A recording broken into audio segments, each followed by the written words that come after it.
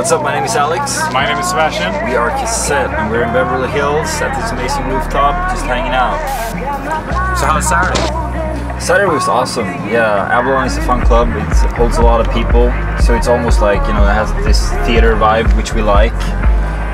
It was an interesting set for us. We kind of switched up our game in mid-time. Yeah, we always like to be spontaneous and just do different kind of stuff. So we were actually just in the middle of saying, should we play tech house a little bit? And you're like, yeah, let's throw that in. And then we decided to play hip hop, and we did that. And yeah, it was weird, but I think people had a great time, and people were dancing all the time and having a really good time. So yeah, it was one of our, I think it was our favorite time in Avalon ever. So yeah, we had a really good time. When starting both your DJ's career, how long did it take to really read people's body language and it takes time. It's practice, and I think it's also you gotta be kind of secure as a DJ, because we were DJs from the beginning.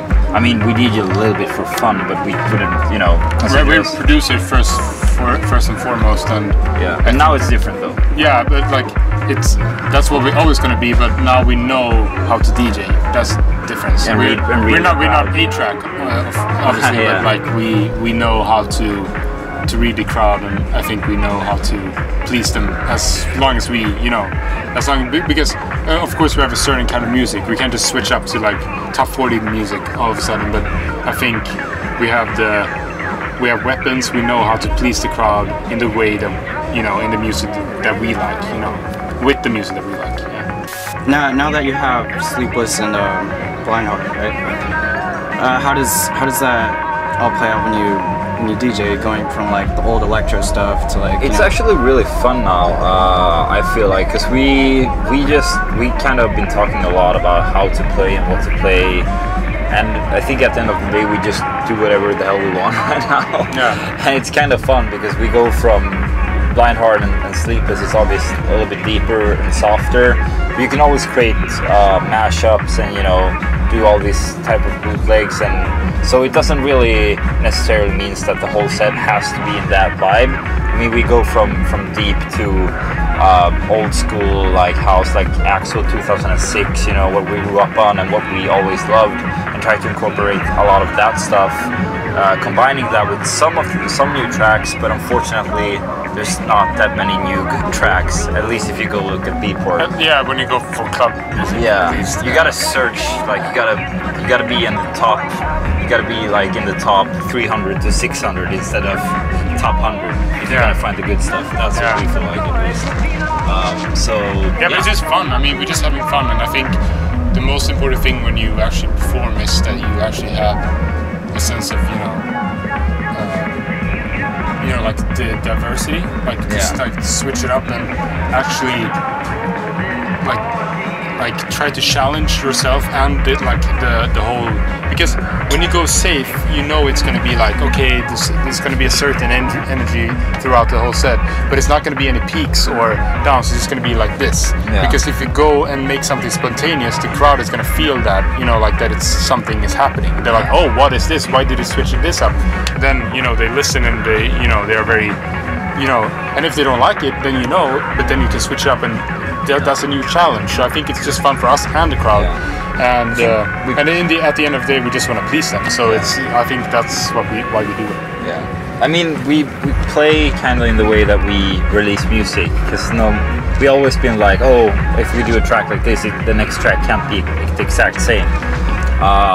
Whereas you would hear, maybe from someone else, you would hear 10 big kick tracks in a row, and you wouldn't even know what happened. It's it could have been the same song. And I think it's all about identity too. I can't tell who's playing anymore when I see a DJ. When I go to festivals, and there's no disrespect or anything. I don't really mind, but it's just that we really want to stick out in some way and have play these different kinds of music that we like, and not necessarily play it because the crowd will like it, because that's not fair to them either. I think the crowd deserves to have fun, and it's not going to be fun if you play the same kind of music all day in a festival. Because if you went to rock festival back in the day, obviously we're going to hear guitars, drums, and bass. that's the same thing in house music, but it was all different songs, all different lyrics, all different kinds of styles of within rock, and that kind of stuff. And we want it to be the same with electronic music, and I think that's been, it's been a little bit of a, like, I think it's been stuck now for a while when it comes to that. So I think we want to go out and just like be a little bit more different in that way. Okay. Yeah, I totally get what you're saying. So I was in Silver Lake the other week, and I was deciding whether I should go to there's actually two shows. There's Shadow Child playing and like a Dirty Bird event in like downtown LA. And usually I go to like the big room electro type, so like those top like Beatport type shows. Yeah. Right. The DJ is just gonna play every track that everybody else plays. Right. And somebody else was or my friend was trying to convince me to go to either of those two shows, like Shadow Child or Dirty Bird, and he said that those shows are pretty predictable. They're the type of shows that are predictable as to where these new like old old house deep house shows are like shows you don't really, when you go there you don't know what to expect. Like, so exactly, it's more fun that way, I feel like. That's how it used to be with the house music for me as well in general. Like when I first started out and started listening to it, I was just like, oh, what's gonna happen tonight? I didn't know, even like Sebastian Ingrosso, I had no clue what he was gonna play in 2007. I was like, we'll see what happens, Hopefully I find a new favorite track. But now it's it's different now. Yeah, but I think even like this, like I love Shadow Child, and I know who he is, and like I love his music, but even though if you go for like a deep house act or like house music act or whatever it is, electro, what else, whatever it's gonna be, even like them can, like even all of them can be predictable. You know what I mean? Even though it's like it's house music, less predictable. Yeah, it's less predictable, but it still can be predictable. Yeah, so I'm just saying that the important thing that we want to do is not just play the same kind of one type of electronic music. There's so much in that stuff that is so interesting, and and I think that's what we want to do. But like everyone can do whatever they want. It all depends on what vibe you want to go for. Talk about your new track. Blind Heart? Yeah, we're really happy about it. It was kind of a, I wouldn't say struggle to get together, but we made a lot of different arrangements and trying to catch the feel of the track. But now that it's released and it's out, it's done amazing so far. We have tripled, compared to Sleepless, we tripled the listens on Spotify the first 24 hours. Yeah, we just got the news actually. We were I got a phone call this morning with one of the producers sitting in Stockholm that we work with every now and then. He just said he was just talking to me about like random stuff, and then like a guy came in. He's like, "Oh, you broke the record." I'm like, "What record?" He's like, "Oh, maybe I can't say it." And then he didn't say anything more. I'm like, "What?" And then we got an email, and it said that we got 229,000 streams in a day with Blind Heart, and Sleepless was 80,000 in the first day. So I mean, we're super happy. We're number 69 now in the US in a day, which is obviously like we can't really believe it, but it's so crazy. We still can't believe it. But it's been a fun process, even though it was a struggle, as Alex said. Amazing vocals from Cherry B.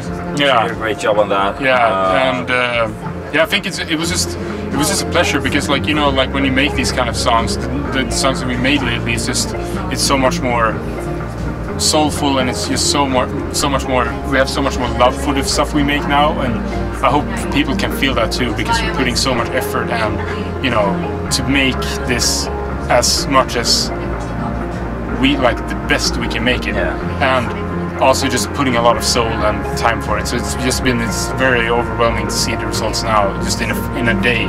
And hopefully we'll just keep growing. It's exciting to make music that is not necessarily meant to be a banger, because our earlier stuff, we were like, it was very EDM-y in a way, a lot of dubstep influences, and like all these energetic build-ups and all that stuff. Now it's more like, what vibe does this track have? Is this gonna be a ballad or an indie rock song? Is this gonna be, it can be whatever. and we're so happy that we have the support from our management as well to just create whatever we feel like, and you know, just have fun with it. And I feel that, you know, that's what music should be about. It shouldn't be about, I'm gonna make a track that has this purpose. I think it should all be about vibes and stuff. To sound a little bit trippy, but do you feel like most producers are being held back to the fact that they really can't they really can't go the direction that I think there's a lot of talent in a lot of electronic producers. Unfortunately, I think they feel like they can't, you know. Yeah, but I think they're not held back by anybody. I think they're held back by themselves, because I know for sure that most of the producers can decide themselves what they want to do. I know there's of course there are a few of them that has management or maybe a label that doesn't say that they aren't going to release this kind of music, but I don't like.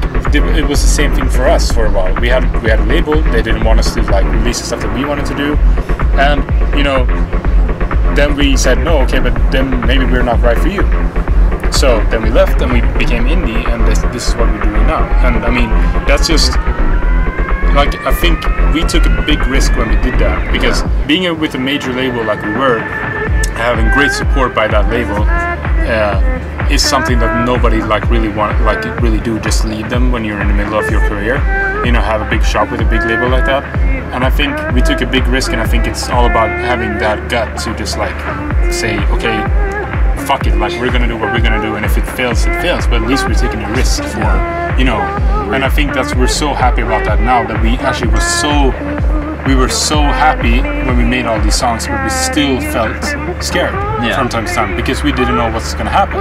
It's still, you know, it's our lives to make music, and we love what we do, and just the thought of not getting it out, you know, in that way, of course we're a little bit afraid, but we were still proud, and that was the important thing. We were so proud of the product that we made, and I think that's why we're so happy right now. It's getting results, and it's getting the feedback that we want, and it's doing 10 times better than it ever did with a major label. So I think it's all about you take care of your own stuff, and then when you have the products, you deliver to a label or management that they will take care for you, because they obviously know better than you do with delivering the product. I feel like that sound is going to be more accepted as time progresses. I think that it's kind of already is accepted. I mean, there are several like charting tracks with that vibe, and it's weird because we don't really think that, you know, we have to stay in the deeper, you know, area of house or whatever, and be influenced by that. We just, I don't know, kind of go with the flow. We have other tracks now that's coming up that it's more even house, like old school house music that we listen to. That's very inspired by that. We have disco music. You know, we have all this kind of indie, like it's weird. Like we have all this kind of stuff. It's just about we don't know really where to go right now. What's going to be the next release, and that's what we're really cautious about, planning on what's the next and what's the right for what's in the right time and stuff like that. But we have so many tracks ready, and it's I think that's just exciting right now. But to answer your question, yes, it's gonna be more accepted, and it already is accepted, I feel like. Maybe we should say... Vi vill hälsa till Jens, han är Sveriges Quincy Jones. Ja, hej Jens, du är Sveriges Quincy Jones, nu vet alla det som kollar på det här, så... Fett. Fett, eller hur? All right. Awesome.